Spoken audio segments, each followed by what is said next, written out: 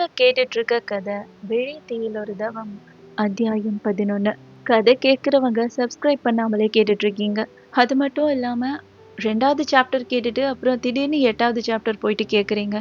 நடுவில் எதுவுமே புரியாம அந்த கதையை எப்படி கேட்குறீங்கன்னு எனக்கு தெரியல. இந்த மாதிரி குறுக்க குறுக்க கேட்காம ஃபுல்லாக கேட்கணும்னா சப்ஸ்கிரைப் பண்ணி வச்சுக்கோங்க. அப்போதான் நாம அப்லோட் பண்ணும்போதே அந்த ஸ்டோரி உங்களோட ஃபீட்க்கு வரும். ஸோ சப்ஸ்கிரைப் பண்ணிட்டு கண்டினியூஸாக கேளுங்க. கதை கேட்க பிடிச்ச உங்க நண்பர்களுக்கும் இதை ஷேர் பண்ணுங்க. சரி, ஓகே, வாங்க கதைக்குள்ள போலாமா? யாழ்மொழியோ அத்தனை கோபத்தோடு அவனின் சட்டையை பிடித்திருக்க அவளின் இந்த எதிர்வினையை கொஞ்சம் கூட எதிர்பார்க்கவில்லை லியோ. சீ, உனக்கெல்லாம் மனசாட்சி என்றொன்று இருக்கிறதா இல்லையா? உன்னை நம்பினேனே, என்னை இந்த நிலைக்கு கொண்டு வந்து நிறுத்திவிட்டாய். பாவி, நான் உனக்கு என்னடா பாவம் செய்தேன்? என்னை நீ மிரட்டி வற்புறுத்தி அழைத்தது இதற்காகத்தானா? நீ எல்லாம் ராட்சசன், கல் நெஞ்சக்காரன், பெண்களை வதைக்கும் என்று கத்திக்கொண்டே சென்றவளின் வாயை பொத்தி சுவற்றில் சாய்த்தவனோ அவளுடைய வார்த்தைகளில் உண்டான கோபத்தை அடக்க விழிகளை அழுத்த மூடி திறந்தான். ஹே லூசு, உன்னை இங்கிருந்து காப்பாத்திட்டு போகத்தான் நான் வந்தேன். ஆனா நீ பேசுற பேச்ச பார்த்தா உன்னை இங்கே விட்டுட்டு போயிடலாம் போல இருக்கு, அறிவு கெட்டவளே என்று இறுகிய குரலில் அவன் சொல்ல அவளோ அதிர்ச்சியாக பார்த்தாள். அவன் தன்னை காப்பாற்றத்தான் வந்திருக்கிறான் என்பதை அவள் சுத்தமாக எதிர்பார்க்கவில்லை. அவள் பதிலுக்கு ஏதோ சொல்ல வர, சத்தம் போடாத, அவங்க காதுல விழுந்துச்சுன்னா அப்புறம் என்னாலே உன்னை காப்பாற்ற முடியாது. இன்னும் கொஞ்ச நேரத்துல அவங்க 2 பேரும் இங்க வந்துடுவாங்க. அண்ட் அதுக்குள்ள நாம இங்கிருந்து தப்பிச்சு போகணும். நான் சொல்றது உனக்கு புரியுதா என்ற லியோ மெல்ல அவளின் வாயை பொத்தியிருந்த கரத்தை விலக்க சிலை போல் அவனையே பார்த்திருந்தவாறு நின்றாள் யாழ்மொழி. அவள் கரத்தை பற்றியவன் சுற்றி முற்றி யாராவது வருகிறார்களா என பார்த்து கொண்டே தான் வந்த வழியை நோக்கி அழைத்து செல்ல சரியாக அவன் திரும்பும் வழியில் நின்றிருந்தனர் ரொனால்ட் மற்றும் வில்லியம். லியோ அங்கு இருவரையும் சுத்தமாக எதிர்பார்க்கவில்லை. யாழ்மொழிக்கு அவர்களை பார்த்ததும் பயத்தில் முதுகுத்தண்டு சில்லிட்டது. வில்லியம் சொன்னது கரெக்டா தான் இருக்கு. சொன்ன மாதிரி நீ அவளை அழைச்சிட்டு போக திரும்பவும் வந்திருக்க. வா, ஆனா எனக்கு ஒண்ணுதான் புரியல. என்ன தைரியத்துல அவளை இங்கிருந்து அழைச்சிட்டு போகலான்னு நீ நினைச்ச என்று ரொனால்ட் பற்களை கடித்தவாறு யாழ்மொழியை பார்க்க அவளோ தன்னவனின் பின்னால் பயத்தோடு ஒளிந்து கொண்டாள். சார், நான் தான் சொன்னேனே, ஆஃபீஸர் லியோ இங்க திடீர்னு வந்திருக்காருன்னா அதுக்கு காரணம் இல்லாம இருக்காதுன்னு பாத்தீங்களா என்று வில்லியம் சொல்லி சிரிக்க அவருக்கோ கோபம் எகிரியது. ஹவு டேர் யூ லியோ, நான் ஒன்னு ஆசைப்பட்டா அது எனக்கு கிடைச்சே ஆகணும். என்கிட்ட இருந்து அதை பறிக்கிற அளவுக்கு உனக்கு எங்க இருந்து தைரியம் வந்துச்சு? நான் நினைச்சா இந்த நாட்டை விட்டு உன்னை அனுப்ப முடியும். உனக்கு ஞாபகம் இருக்கா இல்லையா என்று அவர் விழிகள் சிவக்க பேசிக்கொண்டே வில்லியமின் கரத்தில் இருந்த துப்பாக்கியை பிடுங்கி அவனை நோக்கி குறிவைக்க முகத்தில் எந்த உணர்ச்சியையும் காட்டாமல் அவரை வெறித்து பார்த்தான் லியோ. நீங்க கோவப்படுறதுல நியாயம் இருக்கு, ஐ கேன் அண்டர்ஸ்டாண்ட். பட் நான் உங்களை காப்பாத்தி இருக்கேன், அதுவும் இவளால வரப்போற ஆபத்துல இருந்து. அதுக்கு நீங்க எனக்கு பண்ற நன்றி கடன் இதுதானா என்று யாழ்மொழியை சுட்டி காட்டி சொல்ல மற்ற 2 அதிகாரிகளும் புரியாமல் விழிகளை சுருக்கினர். யாழ்மொழிக்கு அவர்கள் ஆங்கிலத்தில் பேசிக்கொள்வதால் அந்த கலந்துரையாடல் எதுவுமே சுத்தமாக புரியவில்லை. என்ன சொல்ற, புரியல என்று ரொனால்ட் புருவங்களை நெரிக்க, இத்தனை நாள் இங்க நிறைய பொண்ணுங்களை கூட்டிட்டு வந்து நீங்க நிறைய அட்டூழியம் பண்ணிருக்கீங்க, அது எனக்கு தெரியாம இல்லையே. ஆனா நான் ஏதாவது சொல்லியிருப்பேனா? இல்ல. ஏன்னா அவங்க எல்லாரும் சாதாரண மக்கள். அவங்க காணாம போனாலோ இல்லைன்னா கற்பழிக்கப்பட்டாலோ யாரும் எதுவும் கேட்க மாட்டாங்க. ஆனா இவளோட விஷயத்துல அப்படி கிடையாது. அரண்மனையில இருக்கிறவ, அது மட்டும் இல்லாம அரசரோட சொந்த பொண்ணோட பெஸ்ட் ஃப்ரெண்ட். இவ ஜஸ்ட் சர்வன்ட்னு நினைச்சிட்டு நீங்க தூக்கிட்டு வந்திருப்பீங்கன்னு எனக்கு நல்லா தெரியும். ஆனா இளவரசி கூட ரொம்ப க்ளோஸா இருக்கிற இவளுக்கு ஏதாவது ஆச்சுன்னு அவங்களுக்கு கேள்விப்பட்ட அடுத்த நிமிஷம் நாம என்ன ஆகும்னு உங்களுக்கு நல்லாவே தெரியும். நம்ம பிளான் மொத்தமும் ஒரு பொண்ணால சொதப்பணுமா? நல்லா யோசிச்சு முடிவு பண்ணுங்க என்று மூச்சு விடாமல் பேசிக்கொண்டே போனான் லியோ. அவனின் வார்த்தைகளில் அந்த இருவரோ ஒருவர் முகத்தை ஒருவர் புரியாமல் பார்த்து கொண்டனர். அரசருக்கு தெரிஞ்சா எங்களுக்கு என்ன? எங்களை எதிர்த்து அவரால் கூட நிக்க முடியாது. அதனால தானே இந்த நாட்டு வளங்களை கூட நாம அதிகமா சூறையாட முடியுது. அவனுங்கெல்லாம் ஒரு மேட்ரே கிடையாது என்ற ரொனால்டின் இதழ்கள் ஏளனமாக வளைந்தன. அப்படியா?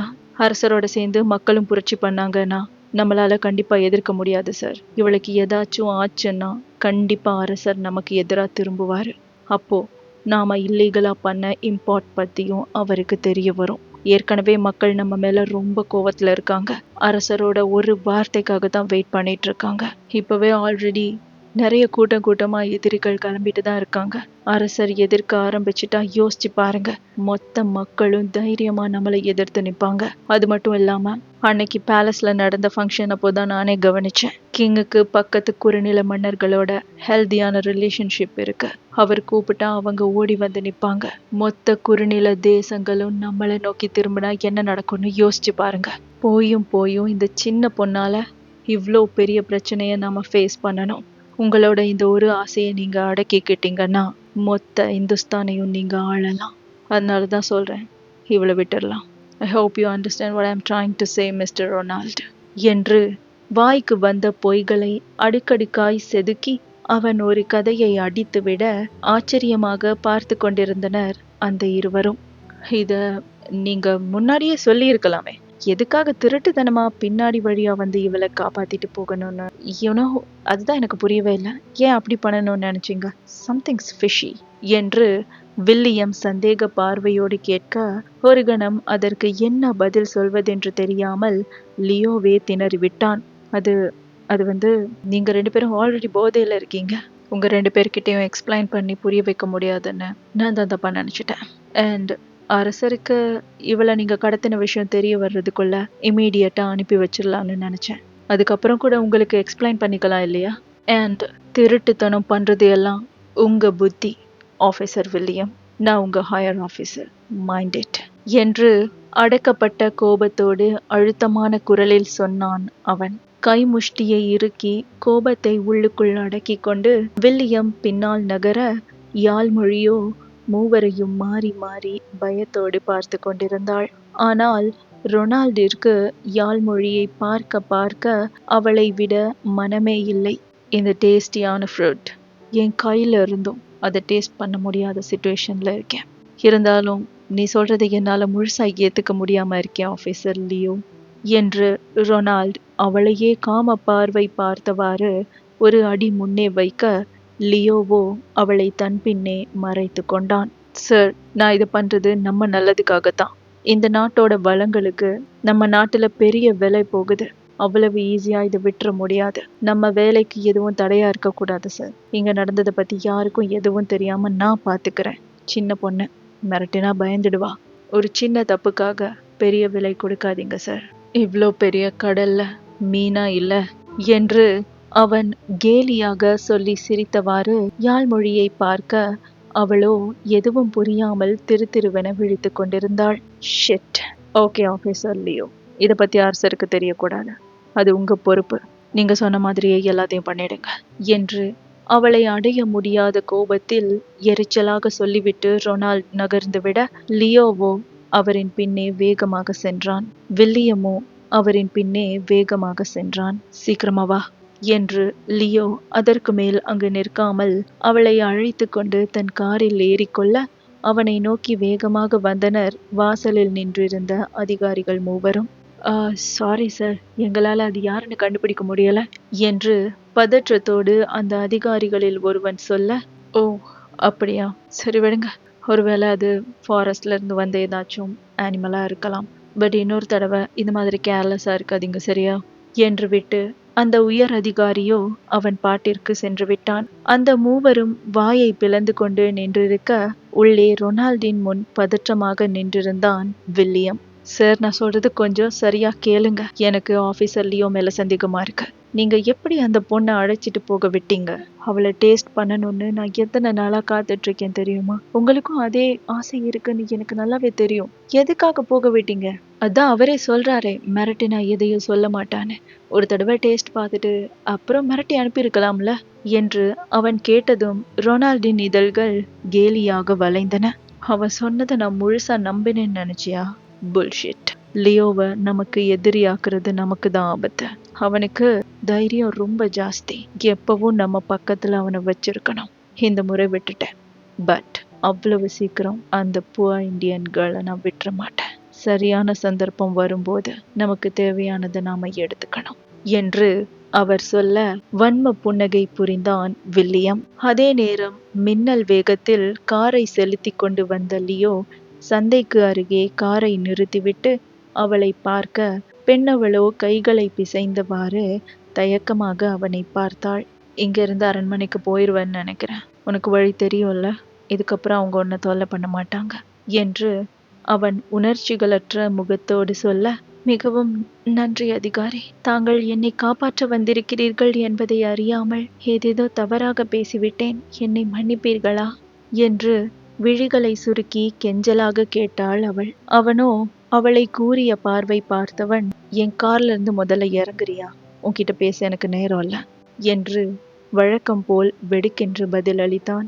ஆனால் வழக்கத்திற்கு மாறாக அவனின் வார்த்தைகளால் கோபப்படவில்லை அவள். தன்னை அறியாத ஒரு புன்னகை அவளுடைய இதழ்களில் தவள, எனக்கு இத்தனை பெரிய உதவியை செய்திருக்கிறீர்கள், என்றும் மறக்க மாட்டேன் என்று சொல்லிவிட்டு காரில் இருந்து யாழ் இறங்க, ஓய், உன்னை காப்பாத்தினதுக்காக என்னை நல்லவனெல்லாம் நினைச்சிடாத, அவ்வளோலாம் நான் நல்லவன் கிடையாது என்று லியோ எங்கோ பார்த்து கொண்டு பதில் சொன்னான். அவனின் பேச்சுக்கு மீண்டும் புன்னகையையே பதிலாக கொடுத்தவளுக்கு அப்போதுதான் அந்த ஒரு விடயம் ஞாபகத்திற்கு வர, நான் ஒன்று கேட்கலாமா? அப்படி என்ன கூறினீர்கள்? அந்த இரு அதிகாரிகளும் என்னை தங்களுடன் வெளியேற சம்மதித்தார்களே. இல்லை, தங்களின் மொழி புரியவில்லை, அதனால் தான் கேட்டேன் என்று ஆர்வமாக கேட்க, நெற்றியை நீவி விட்டவாறு அவளை பார்த்தான் அவன். நீ அரசரோட உறவுக்கார பொண்ணு, உனக்கு ஏதாச்சும் ஆச்சுன்னா அரசர் எங்களை எதிர்த்து போருக்கு வருவாருன்னு சொன்னேன். போய் தான் சொன்னேன், நம்பிட்டானுங்க என்று அவன் இதழுக்குள் அடக்கப்பட்ட சிரிப்போடு சொல்ல, ஒரு கணம் அவன் சொன்னதை கேட்டு அவளுக்கே அதிர்ச்சியாகத்தான் இருந்தது. சுற்றி முற்றி பார்த்தவள், அப்பாடா, யார் காதிலும் விழவில்லை. தங்களுக்கு எதிராக போர் புரிவாரோ இல்லையோ, இந்த விடயம் மட்டும் அரசரின் காதிற்கு சென்றால் எனக்கு எதிராகவே போருக்கு வந்து விடுவார். அப்பப்பா, என்னவெல்லாம் சொல்லி வைத்திருக்கிறீர்கள். நல்ல வேளை எனக்கு உங்கள் மொழி தெரியாது.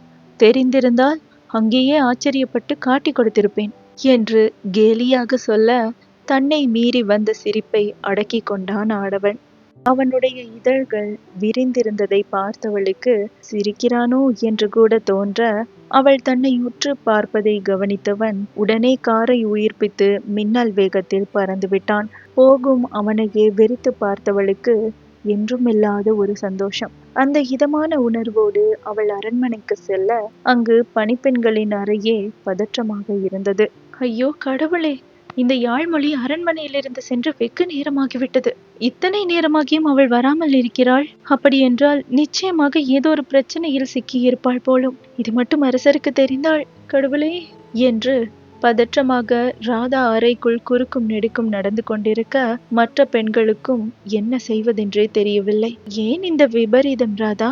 இதெல்லாம் நமக்கு தேவைதானா? இளவரசியை கூட பல தடவை வெளியே அழைத்து சென்றிருக்கிறாள். இதையெல்லாம் எவரும் அறியவில்லை என நினைத்து கொண்டிருக்கிறாளா? சரியான முட்டாள்தனம் செய்கிறாள் என்று அவர்களில் ஒருத்தி கோபமாக பேச, இளவரசியா என்று ஏதோ ஞாபகம் வந்தவளாக அதிர்ச்சியோடு சொல்லி கொண்டாள் ராதா. மற்ற பெண்களோ அவளை புரியாமல் பார்க்க, எனக்கு புரிந்துவிட்டது.